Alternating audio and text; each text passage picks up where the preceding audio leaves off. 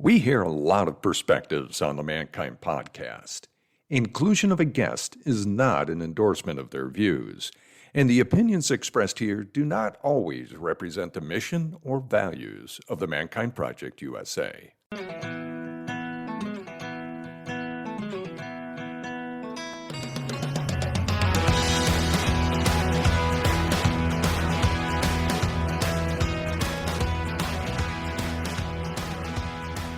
Gregory, welcome to the show. Great to be here, Brandon. Man, a lot has happened since you and I got together last. I mean, your hair looks fantastic. Let's just say the thing, that's the thing. But man, you just led a successful retreat out in Sedona. How was that? That was unbelievably special. And I'm very careful to throw the word life-changing around, but it was life-changing. It changed my life and it changed the life of people who came to the retreat. Fantastic, man. Fantastic. Just the evolution of your journey as time has gone on has just been really special to witness. And I feel like I've got to play a, minor supporting role in that in many ways. So it's just been really cool to see. You've been a big part of the journey, and it's been so much fun to get to tell you, hey, I just did this retreat, when you've heard me talk about it for years of, I want to do this retreat. I want to do this retreat. And now having it come to fruition is just a special moment. So thanks for letting me jump on and share that with you. Yeah, beautiful, man. Beautiful. I'm just, super stoked for you, brother. Super stoked. So, mate, you ran a 100-day rejection challenge, meaning you deliberately put yourself in a position to be rejected. And I know many of those activities and tasks ranged from cute to quirky to cheeky to downright terrifying. So I want to ask you, before we get into kind of what happened, I want to dispel some myths here. Let's start with what was going on inside of your body for the most part during this challenge as you intentionally put yourself in these positions to be rejected. I think it's really important to talk about what was going on right at the beginning, pre-challenge, because I was reading a book for the second time. So I was rereading a book called Rejection Proof by Jia Jiang, and I was feeling so inspired and so motivated and so on fire to go do something. And I noticed that I had felt this way before 2 years previous when I had read the book. And the first time I read the book, I picked it up, I got inspired, I felt jazzed to go do something. And then I did what most people do, which is I finished the book and I put it back on the shelf. Probably had some reading goal I had to get to. I had to go update my Goodreads. And so here I am reading this book for the second time, feeling that same energy, and it was familiar.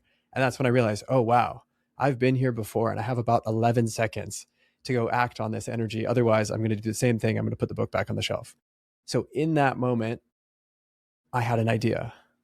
Okay, Jia did this for 100 days and it changed his life. I mean, he's famous, he's a speaker, he's written books. What if I did my own 100 days of rejection? Both to just see what it was like. I approached it with that kind of playful curiosity, but then two, to overcome my own fear of rejection, because up until that point in my life, I had been a people pleaser. I had been concerned with what other people thought of me. And so I thought, let me just go for it. Let me give it a try. I'll spend 100 days, and I immediately texted you about it. I'll spend 100 days trying to get rejected by strangers, but it's not just about rejection. I was playing with this idea of taking bold action. So the way I languaged it was, I'm going to spend 100 days taking bold action and talking to strangers. And so that was the mind talk that was going on right before it. And there's one other thing that's important, but I'll pause there for a moment. So the context is helpful because yes, you got this great information, but you recognize, okay, I can fall into this pattern of learning great things, but not really taking it and applying it, which is true I'm sure for many of us in many ways. Like, love the concept, love the stories, love the frameworks, but actually what can I do to anchor this experience into something real? And so we understand the head piece here, right? You could see a logical justification for taking this on. Now I want to get into physically. What was the physical experience like? Because any of you out there who we're just talking about rejection, even when you probably saw the title of this episode, you thought, want to vomit, don't like being rejected, don't like being shut down. what was happening internally for you as you took on many of these challenges? And perhaps pick one that really stood out as a big gap to bridge for you. Yeah, I'm going to answer this with one of my favorite stories from the whole thing, which explains exactly what was going on in my body, which is I was wearing board shorts and I was holding a beach towel, and I had walked around my neighborhood, and I was walking up to a stranger's house to knock on his door to ask if I could cannonball in his swimming pool. So imagine this. I was 27 at the time, 28 maybe, a grown man with a mustache. It was just as good as it is now. And I knock on this man's door and he opens it, and I am sweating. My hands are shaking. My heart is pounding. I have that gut feeling that most of you listening right now are probably feeling. And I just decided to flip the script. I said, okay, what if I was an 8-year-old and I was knocking on a friend's house to go jump on the trampoline or jump in their swimming pool? Like I used to do that. I would knock on strangers' doors as a kid and say, hey, can I jump on your trampoline? Totally normal. So I channeled that energy, put my biggest smile on. And when he opened the door, I said, hi, my name's Gregory, and I was wondering if I could cannonball in your swimming pool. And this was on day 4 of my 100 days. And this man changed my life by saying yes. We had a big laugh. He's like, what? Like, what are you doing? And then I told him, and he was like, that's actually pretty cool. And I was like, yeah, can I jump in your swimming pool? And he's like, yeah, meet me around back. And we ended up filming a short video, 10-second video of me jumping in the pool. And when I posted it on Instagram, it went viral, showing me that this idea, what I was calling taking bold action, really resonated with people. And so in that moment, I had all of the classic fear responses in my body. My palms were sweating, my pits were sweating, I was shaking, I had the butterflies in my stomach. That was the physical experience both then, but pretty much every day for 100 days. What I love is how much he wanted to engage as well, right? You filmed him jumping in, and it was just this whole fun interaction. And so you had the wherewithal to go, okay, channel the inner 8-year-old that just wanted to jump on a trampoline or in the pool. But let's go into, so you've talked about the head, you've talked about kind of what was happening in your body. I know we like to intellectualize certain things and outcomes. I think it's very much baked into our survival mechanisms is, oh, if I do this thing and get rejected, bad things will happen. So if I don't do it, I in turn self-preserve and I don't die or get eaten by the saber-toothed tiger or get the rash or whatever it is. So in the moment, if you could just go back to what your head was trying to tell you when it was believing the worst case and trying to tell you like, hey, do not press the doorbell. Walk away. You're 4 days in. Don't worry. Like you didn't tell anyone about it. You can bail. Yeah, well, this is tapping into such an important theme that was happening in my life, which was choosing love over logic. And what I mean by this is I used logic as a tool to get through life for the first 25 years of my life. I studied finance undergrad. I graduated. I worked in finance. I thought I had my dream job working in private equity. I was illogical, rational, analytical, calculated, and risk averse. I was all the things that I was told I should be based on society. And I was super empty and unhappy inside. And so I realized that logic is an incredible tool to get me into a life that I wasn't very excited about. And if I was going to make a big change, I needed to do what felt crazy at the time, which is stop relying so much on logic and what makes sense and just start following my heart and my gut and my intuition. And so 2 big examples to reinforce this. I ended up quitting my job in June of 2020. I had no idea what I was going to do next. And I co-founded a nonprofit with a stranger I met on the internet. That sounds like the start to a really bad joke. And instead, it was beautiful. And it led me to my life's purpose, which is coaching and helping people. And I never would have done that if I was relying on logic.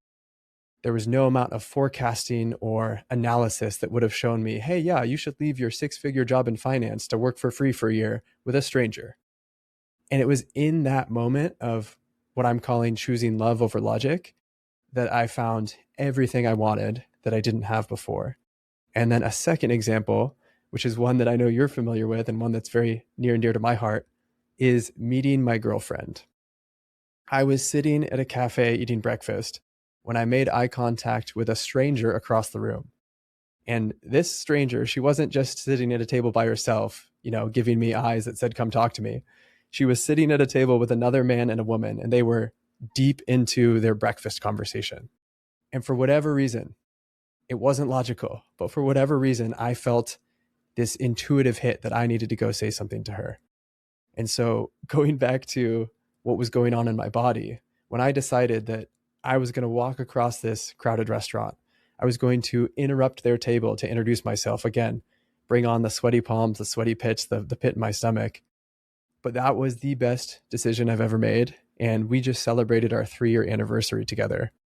And going back to the logic piece, like that is so illogical. That is a terrible decision on pretty much every decision-making framework you can come up with.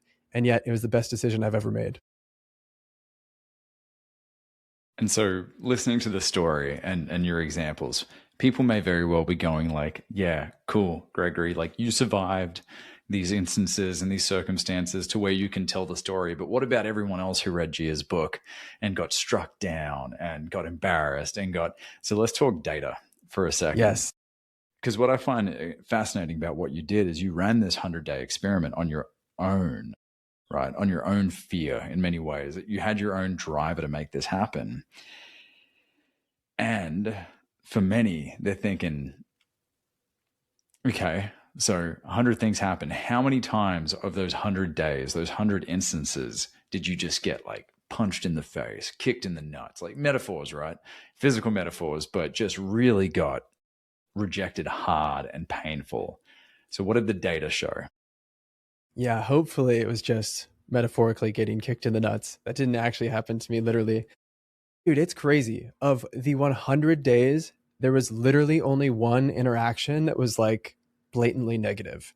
And I've been really reflecting a lot on this whole concept that the universe rewards bold action and that fortune favors the bold isn't just a cool quote. It's a formula for how the universe works.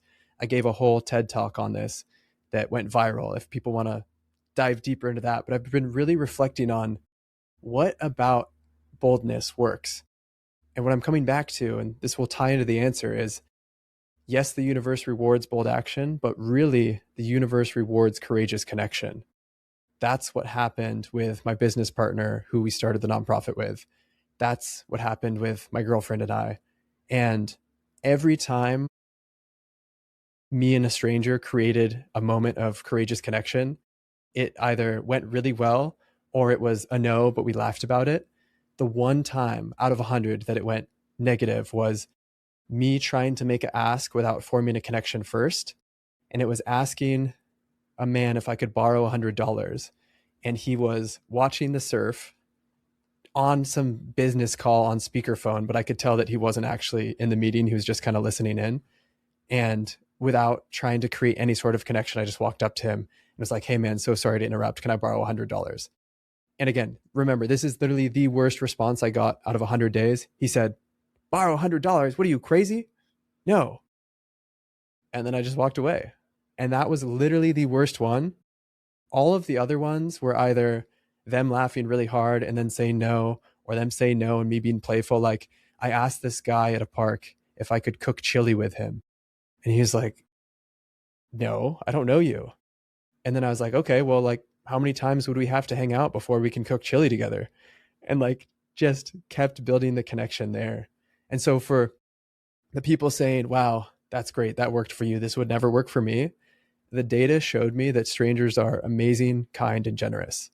That anytime I tried to make a connection with someone, they either said yes to something crazy or it was a no, but then we each created this story, this moment that I got to go talk about. And then I'm sure they were telling their partner, their spouse later in the day, like, you won't believe what happened to me today.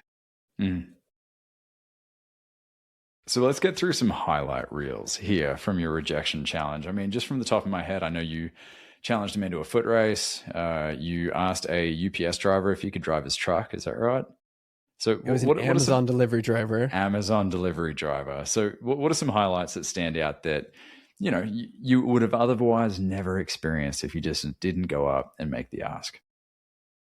Highlights were all the ones that brought me the most joy. And I created a rule for myself. If I thought of something and it made me laugh out loud because it was so outrageous, then I immediately had to go do it. So that's where the knocking on someone's door and asking if I could jump in their pool came from. That's where I came up with a whole can I drive it phase. So that's where I asked the Amazon delivery driver, hey, can I drive your truck? He said no. I asked the mailman, can I drive your little mail cart? They said no. I asked a group of construction workers if I could drive their steamroller, and the first people said yes, and then the supervisor said no. So that was a fun phase. I got $4 discount at the post office by asking if they had a discount for men with incredibly good mustaches. That one was really funny. But racing people, again, I was really, now that I'm reflecting on it, tapping into like, what are the fun, playful things that I did when I was 8 years old? Like when I was 8, I would challenge people to a foot race. So I did that. There was this dad and his son at a park, and there was a big slide. And I asked the dad if he would race me down the slide. That was a fun one. And then one of the things I did at the end that was really, really fun, and also I feel like really accessible for people listening, is something called the paperclip game. So you start with a paperclip and you go around and you ask people, hey, I have this paperclip. Do you have anything you're willing to trade of equal or greater value? And you basically just try and trade your way up. So we went from like a paperclip to a protein bar to a craft beer to this vintage candlestick to this huge ottoman that I actually ended up just putting in my house because I loved it. And then we played it a different day and we traded up to like a $75 bottle of wine. And amidst all of that, I hitchhiked for the first time. I met a gold medalist, Olympic horse jumper, where like close to where I live, and he had like the craziest house and the coolest stories. So those are some of the highlights, but really the biggest highlight of all of it is just meeting cool people and creating these memories together. Then here you are. You didn't end up in someone's fridge, right? You didn't lose an organ in the process and carted across the border to Mexico, right? So you survived all of it, right? And came away with all these experiences and all these wonderful stories to tell. So we understand now that, okay, you are evidence that you take on a challenge such as this, you actively seek out rejection, and that 99 times out of 100, there's really only going to be one response that, the no might sting a little bit, but it sounds like it didn't even sting, right? But I know for many listening, and for many of the clients I work with, it isn't so much about getting a no. It's what follows after, the internalization of what the no actually means. And so if I think of folks that would take on this challenge, I imagine what they're doing in many ways is trying to test the hypothesis of, if I get rejected, does that mean something about me? Because I know that's the meaning that many people make about rejection is, oh, it must be something wrong with me if someone says no. So you go and you pitch a product, or you have a sales call and they say no. It's like, it wasn't the product, it was me. It was my delivery. It was this or that. And that self-reflection becomes less constructive and more destructive. And so what were some of the stories that you had to tackle and face in the process? And I want to know, what is your relationship with them now? Such a good question. My relationship before was complete and utter terror around the word no, both me telling it to other people, me hearing it from others. And through doing this challenge, it helped loosen the grip that no had on my life, because it's playful. I think that was one of the good parts about this, is that I wasn't asking for things that were super serious most of the time. Sometimes I did, but it just made me realize that both me doing it myself and reading Rejection Proof, the no isn't about you. That was one of my favorite parts of the book, is that anytime someone says no, the guy who wrote Rejection Proof, he says, ask them politely why they said no. And usually the reason people say no isn't what you think it is, and it doesn't have to do anything with you. They say no because, oh, this happened in the past and this experience is reminding of that. Or no, you can't plant roses in their garden bed because their dog is allergic to roses and recently ate them and threw up everywhere. So realizing that it's not about you is a huge benefit of this. And even if it is about you, who cares? that has been one of the biggest freeing elements, is realizing that if someone doesn't like you, that is okay. That has been this journey I've been on. There's a book called The Courage to be Disliked, which I honestly felt like the title was better than the book, but just cultivating that courage and that self-trust, self-confidence, and self-love to be okay if people don't agree with you and what you're doing. I mean, that was the gift of the TEDx talk going viral, is that I had hundreds of hate comments, and getting to read them and sit with them and playfully respond to them instead of being like, oh no, what did I do wrong? When you had overwhelming data to suggest that it was fantastic, right? Many comments were just like, holy moly, I needed to hear this now. This is exactly the kind of message I needed to hear. I have my own story of acting boldly, and this is my story. So you had all this evidence, yet it's so easy to fall into that, oh man, someone didn't like it, or someone said something about my mustache. Oh, I can make it mean all these things. You chose not to. So I imagine this is like a muscle, all right? This is a muscle that just gets stronger and you get more reps in. So I'm curious, what is your next conquest around this? Because it's naive to suggest that it doesn't exist at all, right? So I'm curious to know, like for you, what is that next step in continuing to test this hypothesis? We don't need to test it anymore, but to push and to grow. Yeah, one quick thing I want to add before I answer that question is the worst thing that can happen when someone says no, besides getting kicked in the nuts, I really hope that doesn't happen to anyone, is someone says no and you're in the exact same place as you are right now. So no by default doesn't do anything. It keeps you in the same area, but a yes unlocks something new, a new opportunity, a new relationship, a new story. And so the worst thing that can happen is no, and you're in the same place. The best thing that can happen is yes, and that can lead to literally anything and everything. So that's an important thing to remember as you're making asks.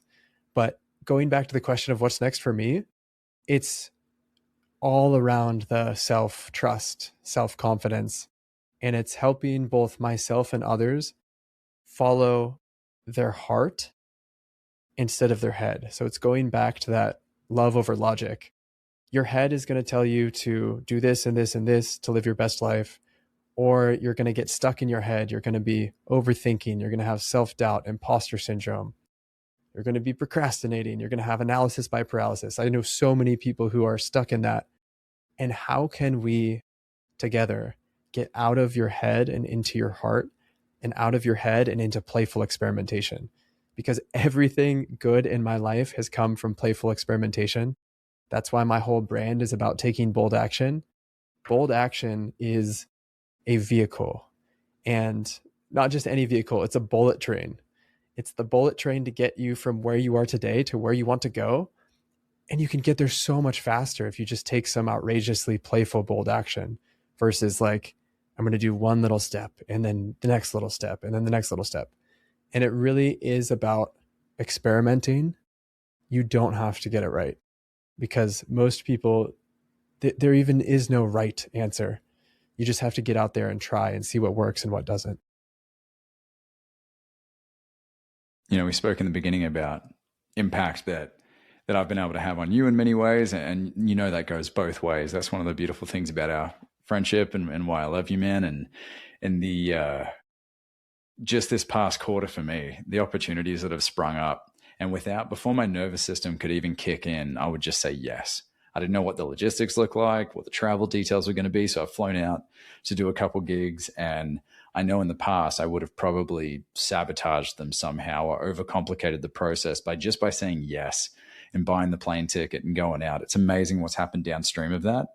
And even wanting to kind of reverse engineer how that outcome occurred, just cutting that out. Like, no, the only thing that really made that possible was I said yes without even thinking. Right. And I feel like that goes against everything we're taught. I mean, we are both logical, analytical, rational dudes. And we're taught in school, like, okay, don't trust your gut. Always make sure you have the facts to back it up. But I have found that just leads you to a life that's not very fun and exciting to live. And I was speaking with a client recently. We were reflecting on, okay, when has bold action really changed things for you? And she was like, taking bold action led to me believing in myself so much that I didn't need to rely on logic anymore to make a decision. I trusted myself so much that I knew if I did this, it was going to be okay because I got me. And it's not saying that you throw logic out the window. I still use logic all the time in my day to day, but I don't use it for those really rich, meaningful decisions of what do I want to do with my life? What career should I be in? If you strictly use logic as a tool for that, you're going to go for the one that maximizes money, that probably tries to minimize the parts you don't like. And you're just going to find yourself in this, living this journey, living this story that's not yours and isn't very fun or fulfilling. And typically where you started, right? Exactly, where I used to be. So that's why I'm so passionate about. I tried the whole, and that's the thing, like I get a lot of comments of like, oh, this worked for you. Who are you? Like, how would this possibly work for me? And I get so passionate about answering that question because like I did the first option for 25 years of my life. I did all the things that society told me would make me happy, made the money, got the job. I was living inside the box and the box was empty. So that's why I'm so passionate about helping people break out of that and figure out what actually makes you happy and excited and alive. Beautiful.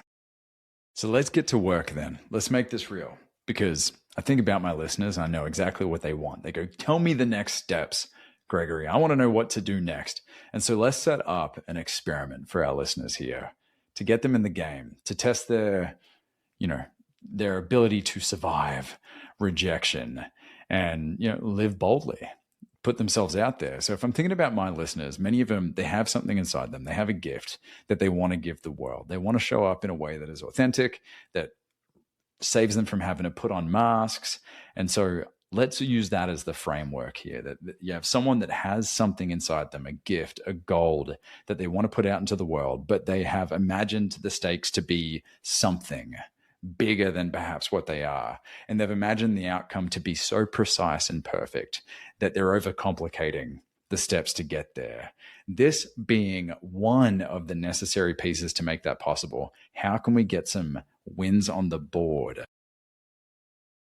Yeah, so I'm going to play with this question a little bit and bring in a brief coaching moment, which is if you actually reflect on what you asked, it's what is the right first move that a listener should take? And if a listener is asking that and looking for someone else to answer that question, you're already outsourcing that inner knowing. It's a logic question. What's the logical first step I should take? So I want to point that out and say, here are a bunch of things you can try to just have some fun and get out of your own way. One that I love bringing people into in the beginning that's really easy, really exciting, and has a good level of exhilaration is ask a stranger if you can take a selfie with them. That one is super easy, super fun. People usually say yes to that one. And then you have this little memento of, yeah, I took a selfie with a stranger and it's fun. If that one feels a little too intense, just high five a stranger. Like next time you're walking past someone, just go up for a high five. And you'll notice that that's like such an innate response. Most people will give you a high five without even realizing what's going on. And then they'll kind of like turn around and look at you and be like, what was that? So those are two really easy lifts if you want to just practice being bold and practice getting out of your comfort zone. But going back to the not outsourcing your inner knowing, what sounds fun to you? What sounds playful and scary? I always say that something that excites you a lot and scares you a little is a good place to start. And realize that there is no right move. There's no single solution. That's the biggest trap I still fall into. Whenever I find myself trying to find the right answer, trying to find the exact 7-word elevator pitch that I tell people when they ask, what do I do for work?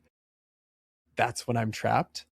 And so asking yourself, what is a first option instead of the first option?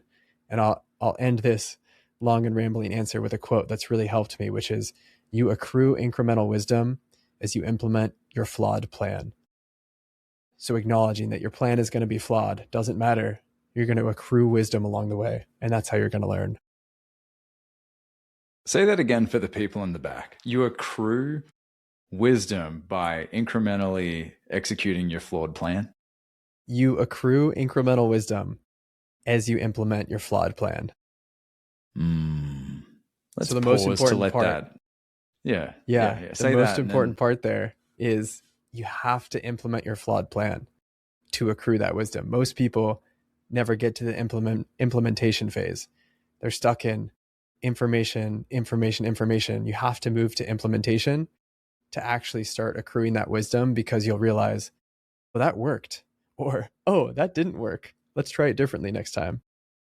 So that's what I'm talking about when I'm talking about getting people out of their head and into playful experimentation. chef's kiss, Gregory. Chef's kiss. Holy moly. He delivers it again. So for those listening, Gregory's been on my show, the Mankind Podcast, a number of times. And I think the 3 times you've been on the show, I know all 3 are in the top 15, but 2 of them are in the top 10 most downloaded. And you, sir, have delivered again. And so we're doing so much better with time than we had allotted. I'm curious. Let's go sandbox mode. What is it that's most alive in you right now, that's getting you the most excited, that you're kind of hypothesizing around, and that you're just eager to just, maybe if you set it here, it'll happen out there, right? So let's do it. Oh, I love this. You're speaking my love language. You know how much I love immediately thinking of a concept and then talking about it on a podcast. So the thing that's most alive for me right now is community, and within community, connection. So like we said at the beginning of this podcast, I just led a retreat in Sedona for the first time. There were 7 people. And this is a dream I have been dreaming about for 6+ years. And I kept saying, I want to do it, but then I didn't know how. And I want to do it, but I don't know where. And it was just all of these things getting in the way. And so to actually have done it feels so meaningful on a personal level. But on a world level, it's so deeply meaningful to me, because I think the world needs community more than ever. And 2 things I'll say on this. One is just asking yourself, what do I think the world needs, is a beautiful question. That's part of this Japanese philosophy called Ikigai. What does the world need? And if you can somehow live your life in a way that fulfills your answer to that, that's a beautiful place to tie into your life purpose. And actually, if anyone is interested about Ikigai, I have a free lead magnet. We can a free PDF we can throw in the show notes. And the reason why I'm so excited about community is because I think that's what we need more than anything right now. And as a coach, I think we need community more than coaching. I think we need community more than therapy. And I'm not saying that coaching and therapy are not needed. I think those things are beautiful in addition to community.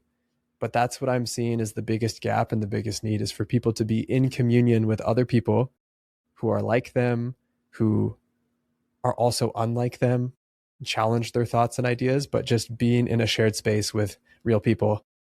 Man, we need that more than ever. Yes, that's the antidote, man. That's the antidote. I want to riff with you here. First of all, let's finish the Ikigai formula so folks listening can, quantify. So the world needs something that you can give. What are the other elements? Yeah, so think of Venn diagram as 2 circles. Ikigai is visually represented as a Venn diagram on steroids. So you have your 2 circles here and your 2 circles here. And it's what you love, what you're good at, what you can get paid for, and what you think the world needs. And it's the intersection of all 4 of those that's supposed to be your Ikigai, which is roughly translated into your reason for being, your life purpose, your reason to get out of bed in the morning. And that tool, I've created an exercise. I didn't create it. I use an exercise to walk people through what their Ikigai is. It's been one of the most popular things I've ever done with clients. And it's the exercise that helped me realize I wanted to become a coach 5+ years ago. There you go. See, that's so helpful to frame as well, because I know many are wondering, like, what are the pieces that bring my thing to light? And maybe the thing you're doing right now only ticks 2 of those boxes, or maybe even just 3 of them. And that's pretty insightful to help you recognize, okay, how do I need to shift, renegotiate, change my commitment so that I can create something that is in more alignment with something that will get me out of the bed in the morning that ticks all those boxes, right? And what you were saying about community, I tell you, man, that's so alive in me right now because, I've got, I don't know, a bunch of private clients right now. And the most common thing that I'm saying to many of them is this one-to-one relationship obviously is helpful. You're getting a lot of great attention, but I'm like, join a women's group, join a men's group, like be out in the world and pressure test these ideas with people. Being with peers is so powerful. And so with my executive groups, where we've got like 12 different groups of like all these different people coming together and, chopping up ideas, supporting each other, challenging each other. It's like, that's where the gold is, I came in, I wasn't really the center of attention in this session, but someone said something that resonates so much with me that I'm now walking away from the session, having said barely anything other than checking in and checking out, but I've got so much tangible insight to apply. And that can show up in many forms. Obviously, here in Chattanooga, we've built Men Who Chat. That's a thriving, growing men's community. But what is it for you? Is it a pickleball league? Is it, taking something you love? Is it a D&D group? Being in community is so important. There is something deeply biological that we as human beings crave when all of the latest tech and screens is trying to keep us isolated and away from community. Because when you isolate people from the pack, they're much more easily manipulated, much more easily controlled. But when you're in a group of people, not like-minded, that's one of the most dangerous phrases. I need to be in a group of like-minded people. No, I need to be in a group of people who have different thinking, different belief systems, different sexual orientations, different socioeconomic backgrounds, just difference, to help give me a more well-rounded perspective of how I show up in the world, how I can give my gifts. That is the end of my diatribe. I am sliding my soapbox back across the room. And I will easily and happily step onto that because there's a couple of things that I want to point out that are really essential for community. One is simply knowing you're not alone. I lead group coaching for executives, and it's leaders within the same company, but different teams coming together, often meeting for the first time. That is the number one theme that comes up over and over and over again. What's your biggest takeaway from today? Well, it's so helpful to hear that everyone else is dealing with challenges too, and I'm not alone. Oh, it's so helpful to hear that I'm not on an island, that there's other people and I'm not alone. So knowing that you're not alone, getting to hear other people have the same problem or adjacent problems to you and listening instead of it being your own stuff. I have solved so many of my own problems when someone else is coached or talked through the same thing I'm struggling with. And because I'm listening to it and it's not about me, I'm like, yeah, just like do XYZ. It's obvious. And then I'm like, oh, wait, that would work for me too. So that's an important piece too. I think you can really gain nuggets and wisdom on what to do next when your own stuff isn't getting in the way. And then the third piece, I just will double click thumbs up on I think like-minded is important, and having unlike-minded people is also important. There's different communities for different things, but you can have completely different people. But if there's a shared goal or a shared journey that you're on together, I think that's where the sweet spot comes together, where it's like, we're all so different on this journey, and yet we all are going to a similar place where we want similar things, which can be love, connection. It can be a pickleball group. I love my pickleball group. Yeah. Beautifully said. Beautifully said. Final piece here, Gregory, is you've done the work to move through the weeds and the kind of mangroves to figure out your thing, right? To be able to give your gift in a way from a place of confidence, from a place of eagerness, and a place of pride to know, like, yes, when I put this out into the world, here's the impact it has on people. A lot of people don't often think about what comes with giving that gift. Many think, oh, if I produce and package this thing that I'm good at, I'm going to make money. What have been some of the intangibles that you never thought you were signing up for when you began this journey of coaching and creating retreats? What have been the things that have stood out the most outside of meeting the love of your life? That was obviously a big one. Yeah. The coolest part, the thing that I reflect on most fondly, is who I've become along the way. So none of the actual achievements and accomplishments, the excitement around those didn't last that long. The TEDx talk crosses 100,000 views. I'm excited. 200,000. I'm excited. 400,000, 500,000, 600,000. And each time it happened, the celebration window got shorter.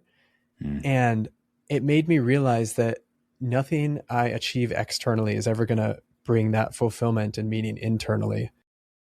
And the biggest takeaway from all of this, and I'm going to say this, and for some people this will make sense, for others it might not land.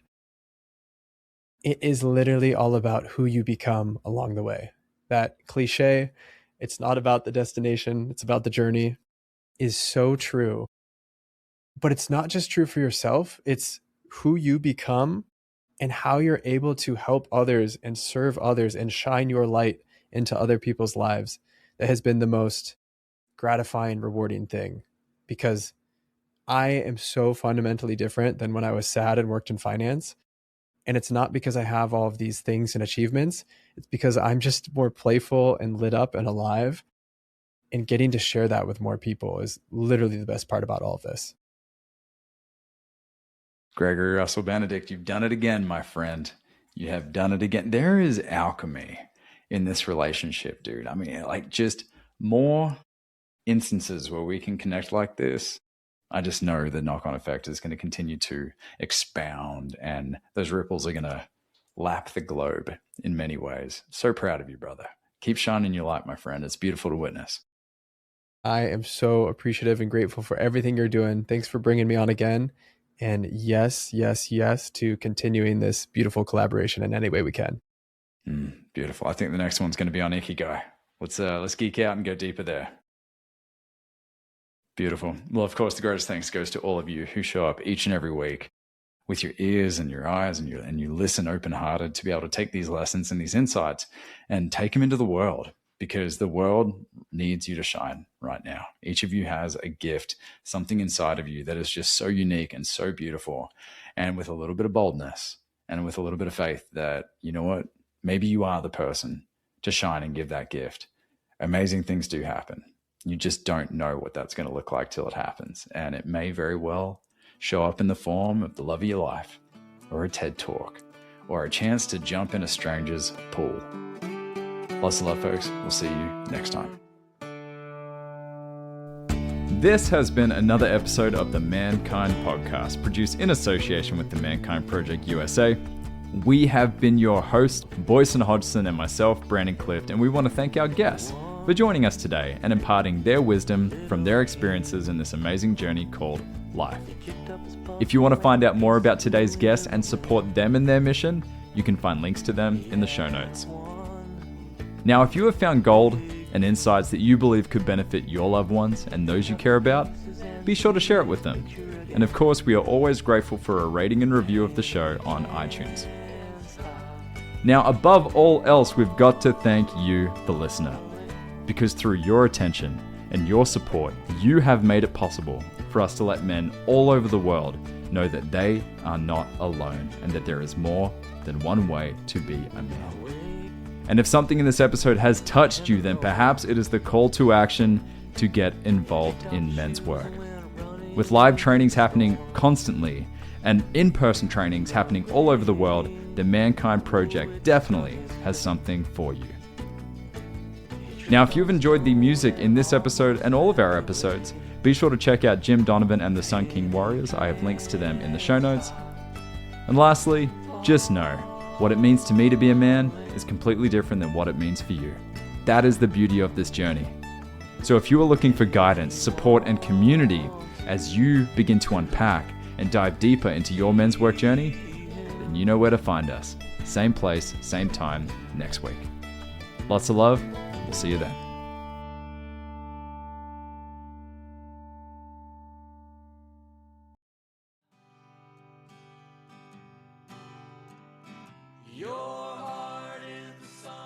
Hey, it's Boyson.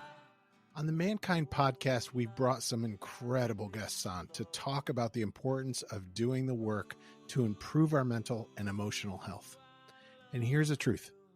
Multiple times over the last 25 years, I've had the help of one-on-one work with some amazing therapists. For me, for my wife, for both of us as adoptive parents, and for our kids. The Mankind Project and Men's Group, though awesome, are not a substitute for professional mental health support. And so I'm thrilled that the Mankind Podcast now has BetterHelp as a sponsor for the show.